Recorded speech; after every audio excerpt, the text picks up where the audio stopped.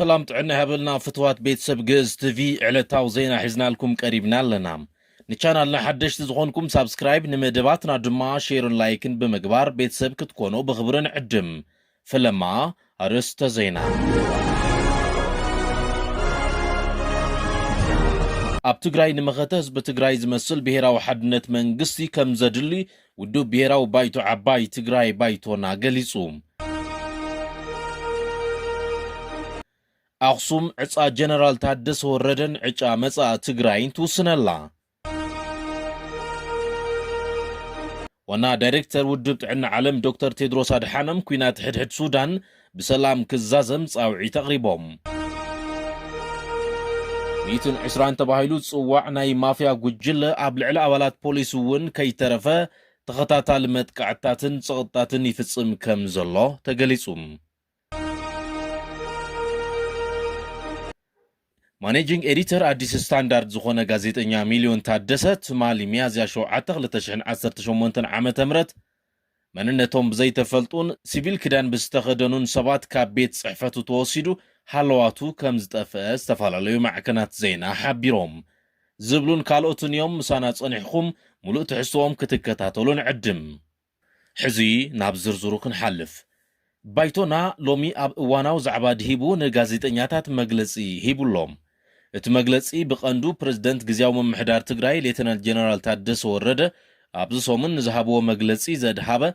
علم لخاوي كبابياون تግራይን ኩነታት ፖለቲካ ትኹረት ዝገበረዩ ኣብቲ መግለጺ አብ ወንበር ባይቶና አይተኺዳና አመነ ከም ዝገለጽዎ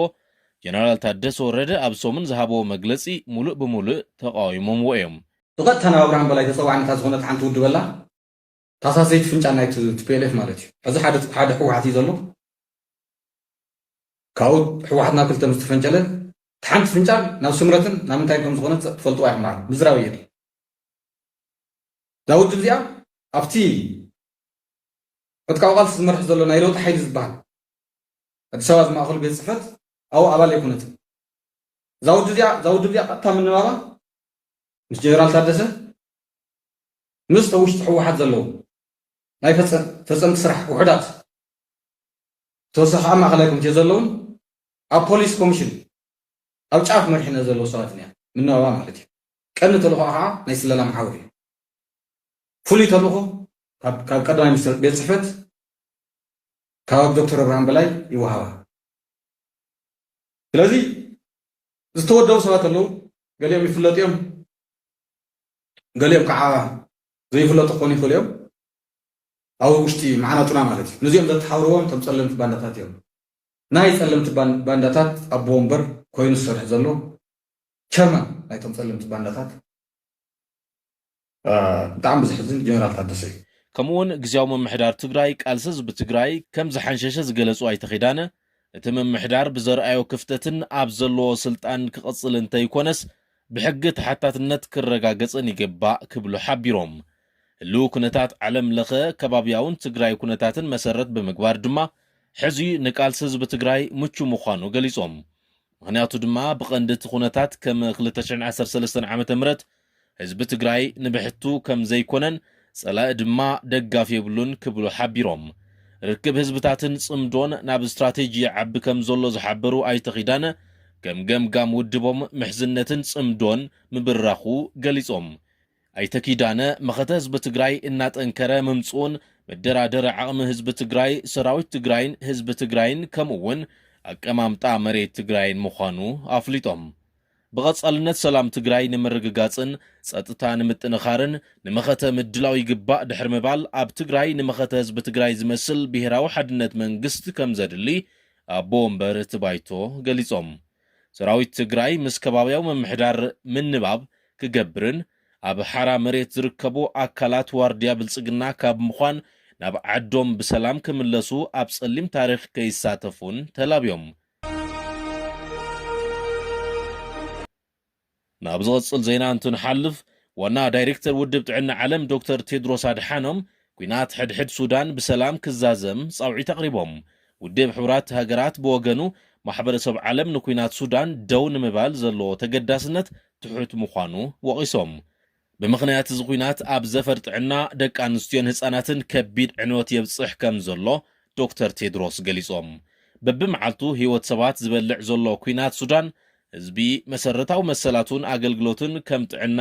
ጽሩይ መስተማይ ምግብን ድሕንነቱን ከም ዝተኸልከለ አረድዮም ስርዓት ጥዕና ተሃገር ብኸቢድ ብምህሳዩ ድማ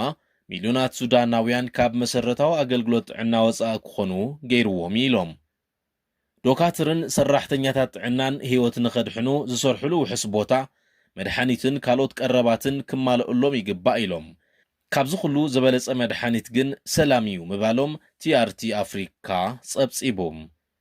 ላዕለወይቲ በዓልቲ ስልጣን ሕብራት ሃገራት ዴኒስ ብራውን ማሕበረሰብ ዓለም ኣብ ሰብኣዊ ቅልውላው እምበር ኩናት ሱዳን ደው ንምባል ዘለዎ ድልውነት ትሕትዩ ኢለን ቀንዲ መፍትሒ ክኸውን ዝግብኦ ምትራፍ ኩናት ዕሽሽ ተባሂሉ ከም ዘሎ ብቁጣዕ ተዛሪበን ክብል ዘጋርዲያን ጸብጺቡ ዛዕባ ሱዳን ንምዝታይ ኣብ በርሊን ጀርመን ዝተረኸቡ ሓላፊ ህጹጽ ረድኤት ሕብራት ሃገራት ቶም ፍለቸርም ዓለም ነቲ ኣብ ሱዳን ዘሎ መደንገጽ ኩነታት መፍትሒ ክትህበሉ ከም ዘይከኣለት ተዛሪቦም ብምኽንያት እቲ ንሰለስተ ዓመታት ዝጸንሐን ሕዚ ናብ 4 ዓመቱ ዝተሰጋገረን ኩናት ሱዳን ልዕሊ 14 ሚልዮን ሰባት ካብ ገዝኦም ተመዛቢሎም 4.4 ሚልዮን ሰባት ዶብ ሰጊሮም ኣብ ጎረቤት ሃገራት ተዓቂቦም ይርከቡ ብድምሩ ልዕሊ 34 ሚልዮን ህዝቢ ህጹጽ ሓገዝ ከም ዘድልዮን ሓበሬታ ውድብ ሕብራት ሃገራት የመላኽት ናብ ዝቕጽል ዜናና እንትንሓልፍ ኣኽሱም ዕፃ ጀነራል ታደሰ ወረደን ዕጫ መጻእ ትግራይን ትውስነላ ማእኸላይ ኮሚቴ ህዝባዊ ወያነ ሓርነት ትግራይ ካብ ትማሊ ሚያዝያ 7 2018 ዓ.ም ጀሚሩ ስሩዕ ኣኼቡ የካይደሎም እዚ ኣኼባ እዚ ኣብ መንጎቱ ውድብን ግዚያዊ ምምሕዳር ትግራይን ከምኡውን ምስ መንግስቲ ፌደራል ዘሎ ርክብ ኣብ ኣዝዩ ተኣፋፊ ብርኪ ኣብ ዝርከበሉ እዋን ዝካየድ ዘሎ ብምዃኑ ትኹረት ብዙሓት ፖለቲከኛታት ስሒቡ ይርከብ ቀንዲ መዛረብ ዛዕባ ኮይኑ ዘሎ ጉዳይ ምንዋሕ ግዜ ስልጣን ፕሬዝደንት ግዚያዊ ምምሕዳርን ሓላፊ ሰላምን ጸጥታን ትግራይን ጀነራል ታደሰ ወረደ እዩ ጀነራል ታደሰ ወረደ ካብ ስልጣን ኣይወርድን ዝብል ቅዋም ከም ዝሓዙን እዚ ድማ ኣብ መንጎቱ ውድብን ኣመራርሓት ግዚያዊ ምምሕዳርን ዘሎ ሓጓፍ እናሰፍሐ ይኸይድ ከም ዘሎ ይግለጽ ማእኸላይ ኮሚቴ ህወሓት ነቲ መንግስቲ ፌደራል ዝተገብረ ምንዋሕ ሽመት ጀነራል ታደሰ ወረደ ብጽኑዕ ከም ዝነጸጎ ይፍለጥ እቲ ውድብ ነዚ ስጉምቲ ከም ኢዳእታውነት መንግስቲ ፌደራል ንግዚያዊ ምምሕዳር ንምምቓልን ዝዓለመን ገይሩ ይወስዶ ህወሓት ጀነራል ታደሰ ካብ ሓላፊ ሰላምን ጸጥታን ክለዓሉን ብኻልእ ኣባል እቲ ውድብ ክትክኡን ጽውዕ ቅዋም እኳ እንተሓዘ እቲ ግብራዊ ምንቅስቓስ ግን ፍሉይ መልክዕ ሒዙ ይርከብ መንግስቲ ፌደራል ንምንዋሕ ሽመት ጀነራል ታደሰ ደገፍ ምሃቡ ንህወሓት ኣብ ክልተ ዓበይቲ ጸገማት ኣውዲቕዎ ይርከብ ተባሂሉሎም እቲ ቀዳማይ ናይ ውሽጢ ምፍሕፋሕ ኣብ መንጎቶም ኣብ ውድብ ዘለዎ ኣመራርሓን ኣብ ግዚያዊ ምምሕዳር ዘለዎ ጀነራላትን ዘሎ ናይ ስልጣን ግጭት ካልኣይ ተሰማዓነት ፌደራል መንግስቲ ፌደራል ምስቶም ኣብ ግዚያዊ ምምሕዳር ዘለዎ ኣካላት ብቐጥታ ምምያጥ ምምራጹ ንተሰማዓነት ህወሓት ከም ሓደ ዓብዪ ፖለቲካዊ ብድሆ ኮይኑዎሎም እቲ ሕጂ ዝካየድ ዘሎ ስሩዕ ኣኼባ ማእኸላይ ኮሚቴ ህወሓት ብዛዕባ እዚ ኣብ መንጎ ሲቪልን ወተሃደራዊ ኣመራርሓን ዝተፈጥረ ውጥጥ እንታይ ዓይነት ናይ መወዳእታ ውሳነ ከሕልፍ እዩ ዝብል ሕቶ ብዙሓት ዝጽበይዎ ጉዳይ እዩ እቲ ውሳነ ንቐጻሊ ሰላምን ምርጋእን ትግራይ ጥራይ ዘይኮነስ ምስ መንግስቲ ፌደራል ንዘሎ ርክብ እውን ወሳነ ተራ ክህልዎ እዩ ተባሂሉሎም ናብ ካልእ ዜና እንትንሓልፍ 120 ተባሂሉ ጽዋዕ ናይ ማፍያ ጉጅለ ኣብ ልዕሊ ኣባላት ፖሊስ ከተማ ኣምቦ እውን ከይተረፈ ተኸታታሊ መጥቃዕታትን ጸቕጥታትን እንዳፈጠረ ጸኒሑ ተባሂሉሎም ካብቶም ብሰንኪ ዝጉጅለ ግዳይ ዝኾኑ ወገናት ሓንቲ ኣብ ምምሕዳር ከተማ ኣምቦ ሓላፊት መምርሒ ድሕንነት ትራፊክ ዝኾና ኢንስፔክተር እመቤት ተሾመ እየን ዲናኦልን ፊራኦልን ዝተባሃሉ ክልተ ኣባላት እቲ ጉጅለ 120 ነተን ኢንስፔክተር ካብ ዝነብራሉ ናይ ቀበሌ ገዛ ንምውፃእን ንምውራስን መንገዲ ምምሕዳር ቀበሌ ሆራ ኣየቴ ብርቱዕ ጸቕጥን መፍራሕን ክገብሩለን ከም ዝጸንሑ ተሓቢሩም ብፍላይ ዲናኦል ዝተባሃለ ውልቀ ሰብ ነቲ ገዛ ንምውራስ ንነዊሕ እዋን ዝተፈላለዩ ፈተነታት ክገብር እኳ እንተጸንሐ ክሳብ ሕጂ ግና ኣይሰለጦን ተባሂሉ እዞም ናይቲ ማፍያ ጉጅለ ኣባላት ንፖሊስ ከተማ ኣምቦ ካብ ዘለዎም ንዕቐት ዝተልዓለ ዝኸድሉ ዘለዎ ውዲት እውን ተቓሊዑ እዩ ንሱ ድማ ዝኾነ በደል ዘይብሉ ሰብ ናብ መደበር ፖሊስ ወሲዶም ብምእሳር ብድሕሪ መጋረጃ ብገንዘብ ይደራደሩ በዞም ውልቀ ሰባት ዝፍጸም ዘሎ ገበናዊ ተግባር ብህጹጽ ደው ንኽብል ሕብረተሰብ ዕረፍቲ ንኽረክብን ዝምልከቶ ኣካል ኣድላይ ስጉምቲ ንኽወስድ ጻውዒት ቀሪብሎም ኣብ መወዳእታ ማኔጂንግ ኤዲተር አዲስ ስታንዳርድ ዝኾነ ጋዜጠኛ ሚሊዮን በየነ ትማሊ ሚያዝያ 7 2018 ዓመተ ምህረት ረፋድ ከባቢ ሰዓት 4:40 መንነቶም ብዘይተፈልጡን ሲቪል ክዳን ብዝለበሱን ሰባት ካብ ቤት ጽሕፈቱ ተወሲዱ ክሳብ ሕዚ ሃለዋቱ ከም ዘይተፈልጠ ተገሊጹሎም። እቲ ጋዜጠኛ ካብ ዝውሰድ 24 ሰዓታት ዋላ እኳ እንተሓለፎ ክሳብ ሕዚ ግን ኣበይ ከም ዘሎ ክፍለጥ ኣይተኸኣለን ተባሂሉ። ሚሊዮን በየነ ተወሲዱ ሃለዋቱ ብምጥፉ ስድራ ቤቱ ኣብ ዝለዓለ ጭንቀት ከም ዝርከቡን ንድሕንነቱ ድማ ኣዝዮም ከም ዝሰግኡን ተሓቢሩሎም።